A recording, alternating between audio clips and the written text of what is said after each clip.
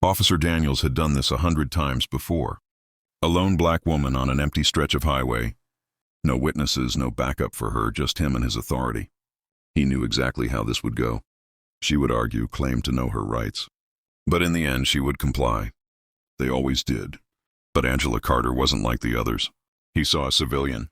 He didn't see the U.S. Army colonel trained to lead, to fight, to win. He didn't know the discipline, the strength, the unshakable resolve forged in war zones and high-stakes operations. He didn't realize that every order he barked, every attempt to assert control was pulling him deeper into his own downfall. And when he pushed too far, when he reached for power that was never truly his, he didn't just pick the wrong target. He started the fight that would end everything for him. Before we go any further, comment where in the world you are watching from and make sure to subscribe. The evening sun cast golden streaks across the quiet stretch of highway as Colonel Angela Carter guided her SUV toward home. The hum of the tires against the pavement was steady, a soothing rhythm after a long day at a military function honoring veterans.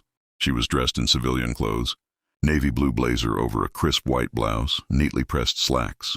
Her military uniform was folded inside the garment bag on the passenger seat, the ribbons and insignia that marked her rank safely tucked away.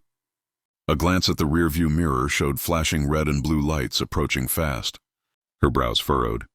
She hadn't been speeding, hadn't swerved, hadn't broken a single law. Yet as she checked again, the patrol car remained behind her, signaling for her to pull over. Angela sighed and steered onto the shoulder. Years of experience told her to stay calm, to handle this with control and patience. But something gnawed at her. There was no reason for this stop. She knew it.